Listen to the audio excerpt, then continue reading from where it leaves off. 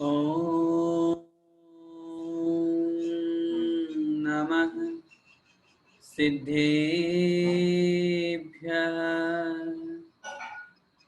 ॐ नमः सिद्धेभ्यः।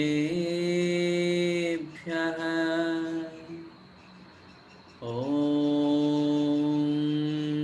नमः सिद्धेभ्यः।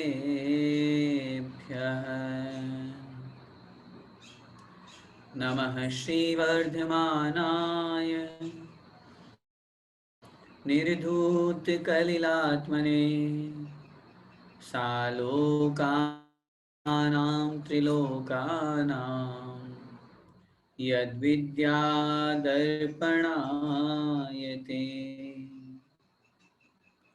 पंच परमेष्ठी भगवान की जय।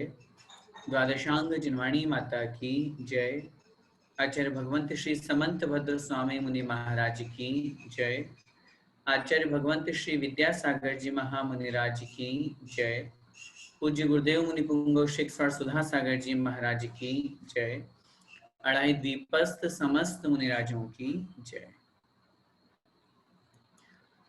आचार्य भगवंत श्री समंत भद्र स्वामी द्वारा विरचित श्री रत्नगण श्रवगचार ग्रंथादिराज का हम स्वाध्याय कर रहे हैं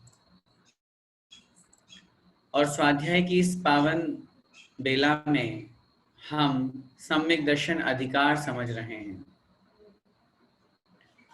इस सम्यक दर्शन अधिकार के माध्यम से सम्यक दर्शन के महत्व को तो समझ ही रहे हैं, लेकिन साथ ही साथ इस सम्यक दर्शन का क्या फल मिलता है, इस सम्यक दर्शन के प्रभाव से जीव कहाँ जन्म लेता है और कहाँ जन्म नहीं लेता, ये विषय भी हम समझ रहे हैं।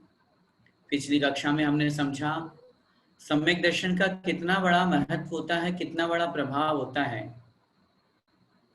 एक जीव जो चाहे नरक आयु को ही प्राप्त क्यों न हो रहा हो, उसने अगर नरक आयु का बंध भी कर लिया है, लेकिन अगर बाद में भी वो सम्यक दर्शन प्राप्त कर लेता है तो आचार्य महाराज देखते हैं वो पहले नरक से नीचे नहीं जाता। कहाँ राजा श्रेणी की 33 सागर की आयु थी, 7वें नरक की आयु का बंध किया। वहीं दूसरी तरफ सम्यक दर्शन के प्रभाव से उन्होंने उस आयु को 33 सागर की आयु को मात्र 84,000 वर्ष कर लिया। मात्र 84,000 वर्ष कर लिया। सम्यक दर्शन का प्रभाव, तो सम्यक के प्रभाव से निश्चित रूप से जीव अगर आयु बंद करता है सम्यक के साथ में, तो नियम से देवायु का बंद करता है, वैमानिक देवों की आयु का बंद करता है। और अगर कदाचित उसने पूर्व में मनुष्य आयु का, तिर्यंच आयु का बंद भी कर लिया है, तो वो भोग भूमि को प्राप्त होता है। सम्यक दृष्टि जीव मरण को प्राप्त होकर के विकलांग नहीं होता, संपूर्ण अंगों से सहित होता है। नीच कुल में जन्म नहीं लेता, उच्च कुल में, लोकमान्य कुल में वह जन्म लेता है। गरीब नहीं बनता। सबसे महत्वपूर्ण बात, दुनिया का हर शख्स अपने आप को अमीरों की गिनती में लाना चाहता है।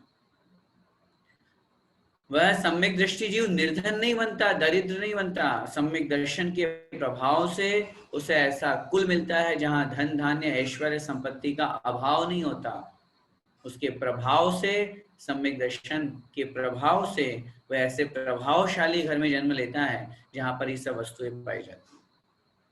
इसी के साथ में अगले श्लोक में हमने कल समझा था, सम्यक दर्शन के प्रभाव से वह जीव ओज, तेज, विद्या, ऐश्वर्य, प्रसिद्धि, धन संपत्ति, वैभव, इन सब से सहित होता हुआ मानव तिलका, मनुष्यों में तिलक के समान सुशोभित होता है। जैसे मनुष्यों में या मस्तक पर तिलक सुशोभित होता है, ऐसा ही वह सम्यक दृष्टि जीव सुशोभित हुआ करता है। यहाँ तक हमारा हो गया था। आइए अब हम आगे बढ़ते हैं, जिसमें आचार्य महाराज उस सम्यक दर्शन के प्रभाव से वह जीव कहाँ कहाँ जन्म ले सकता है या लेता है, देव पर्याय का वर्णन करते हुए वहां पर उसे क्या क्या संपत्ति, वैभव, ऐश्वर्य प्राप्त होते हैं, ये हम अगले श्लोक में पढ़ते हैं। आइए समझते हैं सम्यक दर्शन के उस प्रभाव को। उच्चारण करेंगे अष्ट गुण, बोलिए अष्ट गुण पुष्टि तुष्टा, पुष्टि तुष्टा दृष्टि विशिष्टा, दृष्टि विशिष्टा प्रकृष्ट शोभा जुष्टा, प्रकृष्ट शोभा जुष्टा अमराप सरसाम, अमराप सरसाम परिषदि, परिषदि चिरम रमन्ते, चिरम रमन्ते जिनेन्द्र भक्ता स्वर्गे। एक एक चरण का उच्चारण करेंगे। अष्ट गुण पुष्टि तुष्टा, बोलिए अष्ट गुण पुष्टि तुष्टा दृष्टि विशिष्टा प्रकृष्ट शोभा जुष्टा, दृष्टि विशिष्टा प्रकृष्ट शोभा जुष्टा अमराप्सरसां परिषदि, अमराप्सरसां परिषदि चिरं रमन्ते जिनेन्द्र भक्ताः स्वर्गे, चिरं रमन्ते जिनेन्द्र भक्ताः स्वर्गे। एक साथ बोलेंगे पूरा श्लोक। अष्ट गुण पुष्टि तुष्टा दृष्टि विशिष्टा प्रकृष्ट शोभा जुष्टा अमराप्सरसां परिषदि चिरं रमन्ते जिनेन्द्र भक्ता स्वर्गे। सम्यक दृष्टि ही इंद्र पद को प्राप्त करते हैं। ये यहाँ पर ऊपर कथानक में दिया हुआ है। सम्यक दर्शन के प्रभाव से वह आत्मा इंद्र पद को प्राप्त करती है। इंद्र कैसे होते हैं, इंद्रों में कैसे संपत्ति, कैसा वैभव, कैसा ऐश्वर्य होता है, वो यहाँ इस श्लोक में बता रहे हैं। अष्ट गुण पुष्टि तुष्टा, अष्ट मतलब 8, गुण मतलब गुण, उनकी पुष्टि से जो तुष्ट हैं, पुष्टि माने प्राप्ति, तुष्ट माने संतुष्ट।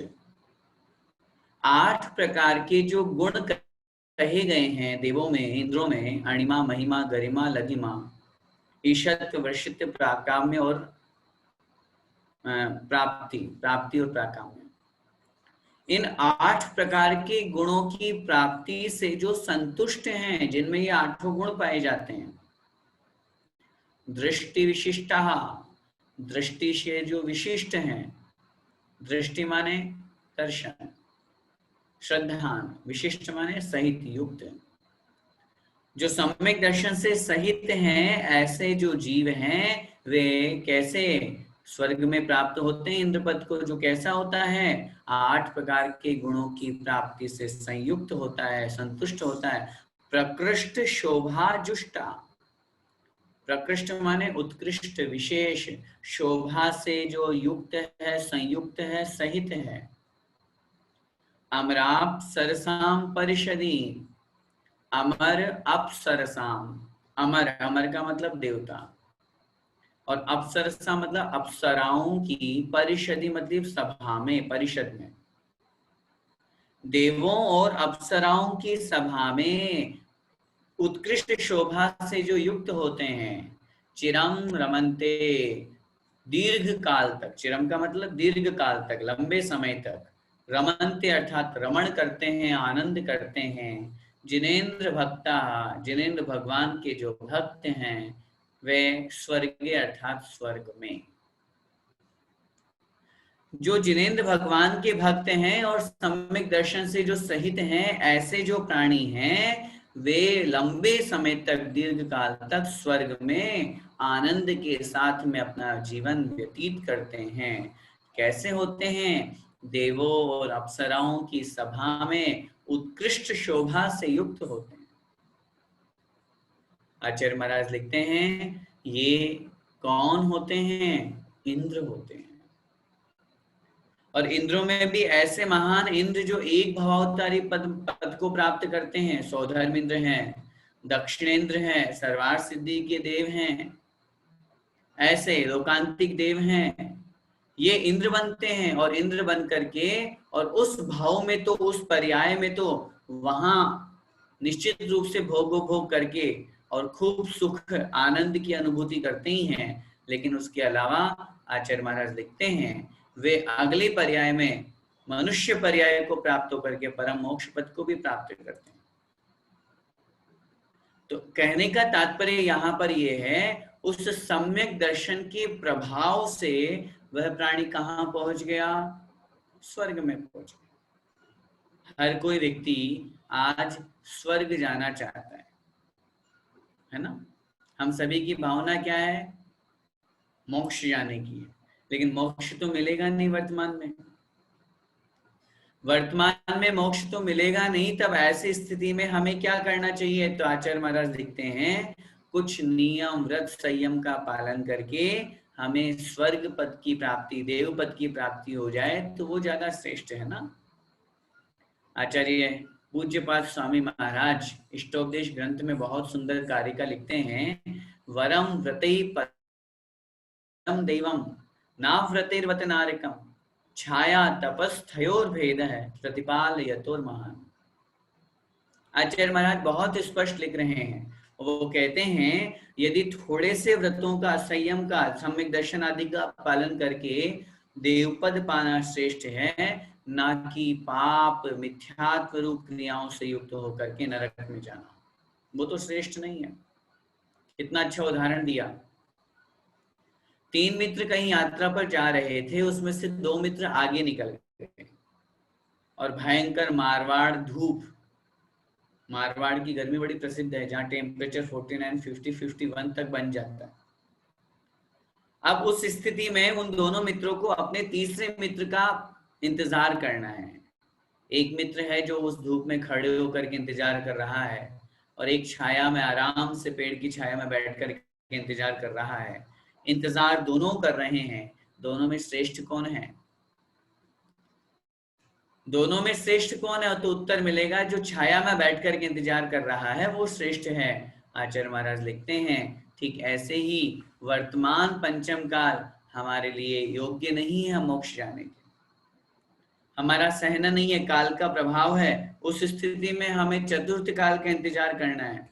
अब चतुर्थ काल का इंतजार करने के लिए बीच का जो समय है, हम चाहें तो पाप आदि में लगा करके नरक में जा सकते हैं और हम चाहें तो व्रत नियम संयम और सम्यक दर्शन के साथ में देव पर्याय को प्राप्त हो सकते हैं। इंतजार ही तो करना है। यही बात आचार्य महाराज यहाँ कह रहे हैं कि सम्यक दर्शन के प्रभाव से वह प्राणी कहाँ पहुंच रहा है? वह देव पर्याय को प्राप्त हो रहा है और देवों में भी इंद्र पद को प्राप्त हो रहा है। इसलिए आचार्य महाराज ने यहाँ लिखा, अमराप सरसाम परिषदी, देवों और अप्सराओं की उस सभा में प्रकृष्ट शोभा से युक्त। कितना बड़ा प्रभाव होता है सौधर्म इंद्र का, कितना बड़ा परिवार है, कितना बड़ा लवाजमा है। जब अपन पंचकल्याणक आदि देखते हैं, अभी अपन लोग तो एक तरह से प्रतिष्ठा आदि क्रियाओं में ये सब चीजें देखते हैं, प्रत्यक्ष रूप से तो वर्तमान में अपन नहीं देख सकते। तो जब प्रतिष्ठा आदि या विधान आदि के अवसर पर उस सौधर्म इंद्र को अपन देखते हैं और उसका वैभव बताया जाता है, जब वो ही इतना ज्यादा होता है तो वास्तव में जो रियल में जो सौधर्म इंद्र है उसका कितना बड़ा वैभव होगा। सारे के सारे देव जिनकी आज्ञा मानते हैं, जिनके अंडर में रहते हैं, जिनका आज्ञा, जिनका ऐश्वर्य जो मुख्य हेड हुआ करते हैं, ऐसे इंद्र पद को वे सम्यक दृष्टि जीव प्राप्त होते हैं। आचार्य ने स्पष्ट रूप से इस विषय में लिखा है कि इंद्र पद को वे ही जीव प्राप्त होते हैं जो सम्यक दर्शन से सहित होता है। इंद्र वे ही बनते हैं। मिथ्या दृष्टि जीव इंद्र नहीं बनता। मिथ्या दृष्टि जीव इंद्र नहीं बनता है। इस बात का अपन को ध्यान रखना है। इसीलिए बहुत अच्छी तरह से इस श्लोक के माध्यम से हम यहाँ पर ये समझ रहे हैं, सम्यक दर्शन के प्रभाव से वह उस इंद्र पद को प्राप्त करता है। यहाँ पर जो आचार्य महाराज ने कथन किया, अणिमा आदि 8 प्रकार की रिद्धियां, देवों के वैक्रिक शरीर हुआ करता है और उस वैक्रिक शरीर के प्रभाव से वे अपने शरीर को किसी भी रूप में परिणमा सकते हैं। उनमें सबसे पहले अणिमा। अणिमा का मतलब अणु रूप हो जाना, बहुत छोटा, बहुत सूक्ष्म रूप बना लिया उन्होंने, अपने शरीर को बहुत छोटा सा बना लिया। महिमा, बहुत बड़ा बना लिया, महान कर लिया, जितना विस्तार उनको करना आ सकता है कर सकते हैं उतना विस्तार कर लिया। गरिमा और लघिमा, गरिमा का मतलब होता है भारी, गुरु, गुरु शब्द से गरिमा बना है। इतना भारी बना लिया जैसे कि ये पर्वत होता है, जैसे कि सुमेरु पर्वत हो या कोई सी भी ऐसी चीज हो जिसके माध्यम से अपने शरीर को बहुत उन्होंने भारी बना लिया। लघिमा, हल्का बना लिया, इतना हल्का बना लिया कि हवा में उड़ रहे हैं, विक्रिया के माध्यम से भी जा सकते हैं लेकिन शरीर को हल्का बना लिया। ऐसे ही ईशत्व, वशित्व, प्राकाम्य और प्राप्ति। ईशत्व, सबके स्वामी पना होना, जितने भी अन्य देव हैं वे सब उन सौधर्म इंद्र को या इंद्र आदि को क्या मानते हैं, अपना स्वामी मानते हैं, सबका स्वामी बनना। वशित्व, सबको अपने वश में करके रखना, अपने अनुसार चलाना। इसके बाद आचार्य महाराज लिखते हैं प्राप्ति और प्राकाम्य। प्राप्ति, जैसे यहाँ सामान्य रूप से देखा जाता है शरीर को बड़ा करके अंगुली आदि को यहाँ से बैठे बैठे सूर्य चंद्रमा को छू लेना, ऐसे ही वो अपने विक्रिया के माध्यम से, विक्रिय शरीर के माध्यम से दूर वस्तु जो है उसको भी स्पर्श करने की शक्ति रखते हैं। तो इस तरह से ये 8 प्रकार की रिद्धियों से, रिद्धियां तो एक अपेक्षा से जहां रिद्धिधारी मुनि महाराज होते हैं उनके लिए कही गई है, लेकिन ये 8 प्रकार के गुण उन देवों को, उन इंद्रों को स्वभाव से ही प्राप्त होते हैं। क्योंकि आचार्य महाराज वहां बहुत स्पष्ट रूप से लिखते हैं, क्योंकि जिन देवों के सबके वैक्रिक शरीर होता है और वैक्रियक शरीर में ये 8 प्रकार की गुणों के माध्यम से वो विक्रिया कर सकते हैं। तो कहने का तात्पर्य ये सम्यक दर्शन का ही प्रभाव है कि उस सम्यक के प्रभाव से इन 8 गुणों से युक्त होकर के, सहित होकर के और फिर अपनी आत्मा का कल्याण उस पर्याय में भी करते हैं। यूं मत समझ लीजिएगा कि देवों में गए हैं तो सिर्फ भोग का ही साधन है, नहीं। आचार्य महाराज लिखते हैं जो सम्यक दृष्टि देव हुआ करते हैं वे सम्यक दृष्टि देव बहुत अच्छी तरह से अपने जीवन को यापन करते हैं।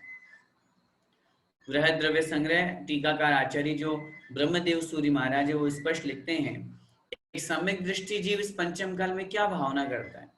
तो उन्होंने वहां पर कथन किया, सम्यक दृष्टि जीव ये भावना करता है भगवान अगली पर्याय मेरी देव पर्याय हो और वहां में हमेशा अकृत्रिम जिनालयों के दर्शन, समोषण में पहुंच करके विदेह क्षेत्र में साक्षात जिनेंद्र भगवान के दर्शन, उनका उपदेश, बस ये ही सुनता रहूं, पूरा जीवन मेरा धर्म ध्यान में निकले, धर्म करते हुए निकले और उसके पश्चात मरण को प्राप्त होकर के मनुष्य पर्याय प्राप्त करके और योग्य काल वहां उस समय उपस्थित होगा तो मैं निश्चित रूप से मोक्ष परम पद को प्राप्त करूंगा।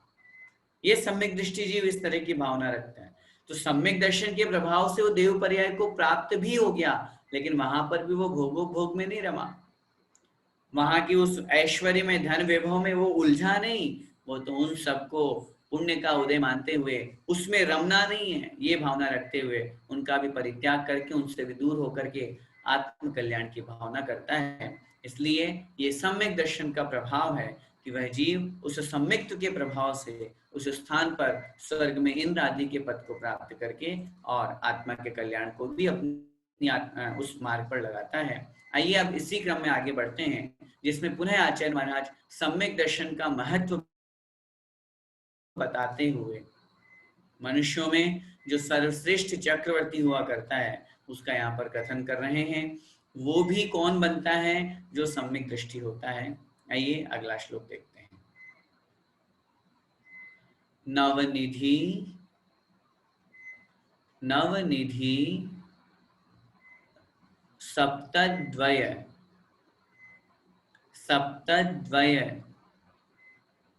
रत्नाधीशाः रत्नाधीशाः सर्वभूमिपतयश्चक्रम् सर्वभूमिपतयश्चक्रम् वर्तयितुं प्रभवन्ति स्पष्टदृशः क्षत्रमौलि शेखरचरणाः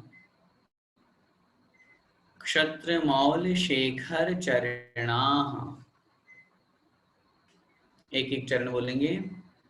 नवनिधि सप्तद्वय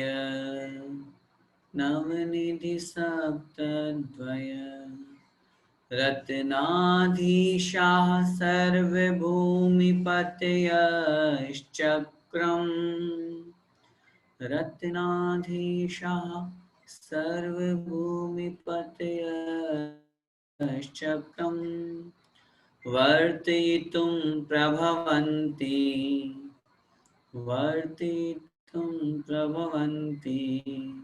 स्पष्टदृशः क्षत्रमौलिशेखरचरणा। एक साथ बोलेंगे। नवनिधि सप्तद्वय रत्नाधीशाः सर्वभूमिपतयश्चक्रम् वर्तयितुं प्रभवन्ति स्पष्टदृशः क्षत्रमौलिशेखरचरणाः। सम्यक दर्शन का महत्व देखिए। सम्यक दर्शन के प्रभाव से वह जीव जो कभी सामान्य जीव है वही आगे जाकर के चक्रवर्ती के पद को प्राप्त करता है। सम्यक दर्शन के प्रभाव से जिसके पास में अभी कुछ भी नहीं है, भोजन आदि के लिए व्यवस्था नहीं है, गरीब है, निर्धन पैदा हुआ है, लेकिन सम्यक दर्शन के प्रभाव से वह जीव आगे जाकर के इतना अमीर बनता है कि वो चक्रवर्ती की संपत्ति को, चक्रवर्ती की संपदा को प्राप्त करता है, जो न केवल स्वयं खुश और सुखी रहता है अपितु तो अपने निमित्त से 6 खंडों में जितने प्राणी, जितनी प्रजा है, उन सबको सुखी करता है। कैसा होता है वो चक्रवर्ती? नवनिधि सप्तद्वय रत्नाधीशः। नवनिधि 9 प्रकार की निधियों से युक्त, सप्तद्वय और 7 2 बार। सप्तद्वय मतलब 7 2 बार का मतलब हो गया 7 दूनी 14। 14 रत्न अधीशाः, 14 रत्नों का अधीश माने स्वामी बनता है। नवनिधि 9 प्रकार की निधियां, 14 प्रकार के रत्न, उनका स्वामी। सर्वभूमिपतयः चक्रम प्रभवन्ति वर्तयितुं। सर्वभूमिपति है, सभी भूमियों का जो पति है, स्वामी है, सर्वभूमिपति है। अब बताइए सभी भूमि से क्या तात्पर्य? यहाँ पर पूरा 6 खंड, भरत क्षेत्र पूरा का पूरा जिसके अधीन है, और भरत क्षेत्र में रहने वाले जितने अन्य राजा हैं, अन्य मुकुटबद्ध राजा हैं, वो सारे के सारे जिनके चरणों में है। सर्वभूमिपति है, जो समस्त भूमियों का स्वामी होते हैं। पूरी जितनी भूमि है, अब भूमि कितनी है? भरत क्षेत्र, क्योंकि आगे तो अगला क्षेत्र आ जाएगा, उसकी तो व्यवस्था ही अलग है। पूरे भरत क्षेत्र का, पूरे 6 खंडों के जो स्वामी हैं, चक्रम वर्तयितुं प्रभवन्ति।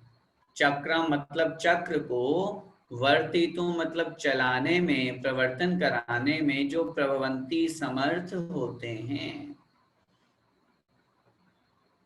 वह जो सम्यक दृष्टि जीव होते हैं वो चक्रवर्ती बनते हैं, तो उस चक्रवर्ती में वो चक्र को चलाने में समर्थ होते हैं। कौन?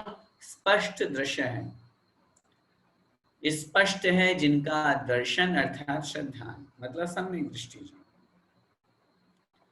सम्यक दर्शन से जो युक्त है, श्रद्धान जिनका बहुत स्पष्ट है, शुद्ध है, ऐसे सम्यक दृष्टि जीव 9 प्रकार की निधियां, 14 प्रकार के रत्नों के स्वामी होते हैं, संपूर्ण भूमि के स्वामी होते हैं, चक्र को चलाने में समर्थ होते हैं। और आगे लिख रहे हैं क्षत्र मौल शेखर चरण।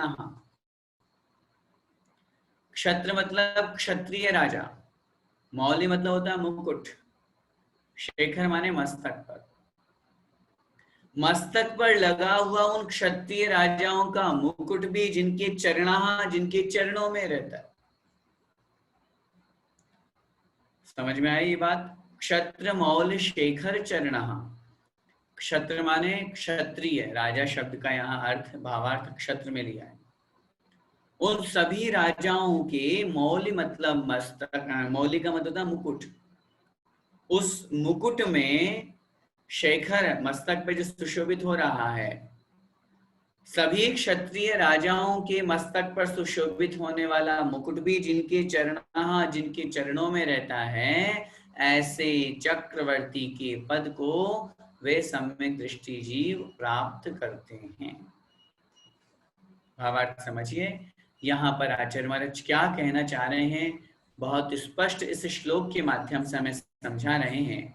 सम्यक दर्शन के प्रभाव से वह जीव उस चक्रवर्ती के पद को प्राप्त करता है। जिस चक्रवर्ती की संपदा के बारे में आचार्यों ने शास्त्रों में लिखा, 9 प्रकार की निधियां, ऐसे निधियां जो अन्य व्यक्तियों में नहीं पाई जाती, 14 प्रकार के रत्न, जिसमें से 7 चेतन और 7 अचेतन। चेतन रत्नों में पटरानी, सेनापति आदि, सेना आदि आता है। अचेतन रत्नों में ऐसे ऐसे महान महान रत्न जो अन्य और किसी के पास नहीं होते। ऐसे 14 रत्नों का स्वामी, 9 निधियों का स्वामी, 6 खंड का अधिपति। मैंने एक दिन पहले आपसे निवेदन किया था, वर्तमान का पूरा विश्व, पूरा ऑल वर्ल्ड जो हम ग्लोब बनाते हैं, वो कहाँ है, कितना सा है? टुकड़ा मात्र है आर्यखंड का। सिर्फ और सिर्फ आर्यखंड का एक टुकड़ा मात्र है पूरा का पूरा विश्व, जहां हम आज तक कभी पूरे विश्व को कभी घूमे ही नहीं। इतना सारा विश्व भी आर्यखंड का एक टुकड़ा मात्र है, ऐसा एक नहीं, इसके अलावा 5 म्लेच्छ खंड और हैं। ऐसे उन पूरे 6 खंडों का राजा, 6 खंडों का अधिपति, यूं समझ लीजिए जो पूरी की पूरी भूमि है, उस भूमि का एकमात्र स्वामी। चक्रम वर्तितुम प्रभवन्ति, कितना स्पष्ट लिख रहे हैं, चक्र को चलाने में जो समर्थ होते हैं, वर्तितुम प्रवर्तन कराने में, घुमाने में। क्योंकि चक्र जिसके पास में आता है, उस चक्र के माध्यम से आचार्यों ने कथन किया, किसी का अकल्याण भी किया जा सकता है और कल्याण तो होता ही है, कल्याण तो किया ही जाता है। चक्रवर्ती शब्द का ही मतलब ये होता है, चक्र का वर्तन करने वाले, चक्रवर्ती।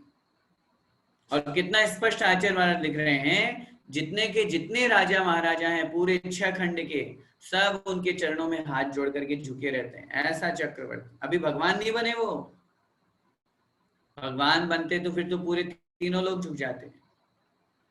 सोचिए, विचार कीजिए, सम्यक दर्शन के प्रभाव से अभी वो भगवत्ता को प्राप्त नहीं हुए, एक सामान्य मनुष्य है, सामान्य का मतलब एक मनुष्य मात्र है, लेकिन चूंकि सम्यक दर्शन का प्रभाव इतना उत्कृष्ट हुआ कि वो चक्रवर्ती परम पद को प्राप्त हुए। सम्यक दर्शन के प्रभाव से वह चक्रवर्ती भी बन जाते हैं। और आचार्य महाराज लिखते हैं, लेकिन बात वही आ जाती है जैसे पिछले श्लोक में हमने कहा था, देव पर्याय को भी प्राप्त हो गए, इंद्र भी बन गए, लेकिन उसके बावजूद भी वे उसमें रमण नहीं करते, वे भोग में रमते नहीं है। ऐसे ही चक्रवर्ती परम पद को प्राप्त तो हो गए वो, लेकिन चक्रवर्ती की संपत्ति को प्राप्त करके इठलाते नहीं, घमंड नहीं करते, अभिमान नहीं करते, बल्कि भरत चक्रवर्ती जैसे घर में रह करके वैरागी बन करके और अंतर मुहूर्त में केवल ज्ञान की प्राप्ति कर लिया करते। किसका प्रभाव है ये? सम्यक दर्शन का। सम्यक दर्शन के प्रभाव से वे चक्रवर्ती पद को तो प्राप्त करते ही हैं, लेकिन उसके साथ साथ अपनी आत्मा का कल्याण भी करते हैं। आचार्य महाराज यहाँ बहुत स्पष्ट कह रहे हैं, जब कभी अपन पंचकल्याण आदि प्रतिष्ठा देखते हैं तब उस समय भी ये सब चीजें दिखाई जाती है। 32,000 मुकुटबद्ध राजा, 32,000 उनके चरणों में जब वो चक्रवर्ती बनते हैं तब वो अपनी उनकी अधीनता स्वीकार करके, उन्हें अपना स्वामी स्वीकार करके और उनके लिए सब उपहार आदि लाते हैं और उन्हें कहते हैं भगवान हम आपके सेवक हैं। मुकुटबद्ध राजा, सामान्य राजा नहीं कहा। मुकुटबद्ध का मतलब मुकुट तो सब लोग लगाते हैं, लेकिन उन राजाओं के नाम के आगे मुकुटबद्ध इसलिए दिया क्योंकि वो भी एक बहुत बड़े बड़े क्षेत्र के स्वामी हुआ करते हैं। लेकिन वो भी जब चक्रवर्ती के चरणों में झुक रहे हैं, इसका मतलब उनकी अधीनता स्वीकार है, उनका शिष्यत्व स्वीकार है, उनके अंदर अपने आप को समाहित करना स्वीकार है, उनकी संधि स्वीकार है, उन्हें अपना स्वामी मानना स्वीकार है। ऐसे हजारों लाखों करोड़ों अरबों लोग तो उनके सेवा में लगे हुए हैं। हाथी घोड़ों की जब गिनती की जाती है तो आचार्य महाराज लिखते हैं लाखों करोड़ों, इतने हाथी घोड़े, इतने पशु होते हैं उनके, वैभव का तो कहना ही क्या। तो ऐसे चक्रवर्ती के पद को वह सम्यक दृष्टि जो प्राप्त करता है। समय आपका हो रहा है, हम लोग पढ़ रहे हैं सम्यक दर्शन के प्रभाव से यह जीव कहाँ कहाँ जन्म लेता है। पूर्व श्लोक में हमने पढ़ा वह देव पर्याय को प्राप्त होता है, इंद्र बनता है और इंद्र बनकर के वहां पर देवों की, अप्सराओं की उस सभा में उत्कृष्ट शोभा को प्राप्त होता है और अणिमा आदि 8 गुणों से सुशोभित होकर के और बहुत दीर्घ काल तक, क्योंकि देवों की आयु बहुत लंबे समय की हुआ करती है, सागरों में आयु होती है और सागरों में जो आयु होती है असंख्यात वर्षों का एक पल्य होता है और असंख्यात पल्यों का एक सागर हुआ करता है। तो ऐसे लंबे समय तक वो वहां पर उस स्वर्ग में इंद्र के पद को प्राप्त करके सुशोभित होते हैं। उसी के साथ में सम्यक दर्शन के प्रभाव से चक्रवर्ती के पद को भी प्राप्त करते हैं और चक्रवर्ती की संपदा, जहां पर 96,000 रानियां हैं, जो 6 खंड के राजा हैं, 9 निधि, 14 रत्न, सारे मुकुटबद्ध राजा और बड़े बड़े राजा महाराजा, जिनके चरणों में मनुष्यों में जो सर्वश्रेष्ठ बन करके, जिसे आचार्यों ने 100 इंद्रों से भगवान को नमोस्तु किया, ऐसी स्थिति में आचार्यों ने लिखा 100 इंद्रों में मनुष्य में चक्रवर्ती सर्वश्रेष्ठ और तिर्यंचों में सर्वश्रेष्ठ सिंह शेर हुआ करता है। तो उसे भी आचार्यों ने एक अपेक्षा से इंद्र की संज्ञा देकर के कि ये मनुष्यों में सर्वश्रेष्ठ है। चक्रवर्ती से ऊंचा मनुष्यों में कोई श्रेष्ठ नहीं हुआ करता, गृहस्थ की अपेक्षा। ऐसे तो मुनि महाराज हैं, ऐसे तो केवली भगवान है, लेकिन एक गृहस्थ की अपेक्षा से उसको सर्वश्रेष्ठ बताया गया। तो ऐसे उस सर्वश्रेष्ठ पद को यह जीव सम्यक दर्शन के प्रभाव से प्राप्त करता है। हम सम्यक दर्शन के प्रभाव से प्राप्त हो जाता है, ये भावना समझे। हाँ, कहीं उल्टा हम ये न लगा लें कि हमें भी प्राप्त करना है इसलिए हम सम्यक दर्शन प्राप्त करें। भोगोभोग संपदा प्राप्त करने के लिए धर्म नहीं करना है, धर्म के प्रभाव से भोगोभोग संपदा स्वयं प्राप्त हो जाती है। ये उद्देश्य अपना वहां पर हुआ करता है और वही उद्देश्य अपन को रखना चाहिए। आइए, समय आपका हुआ, हम सभी सम्यक दर्शन प्राप्त करके अपनी आत्मा का कल्याण करें। इसी मंगलमय भावना के साथ बोले द्वादशांग जिनवाणी माता की जय।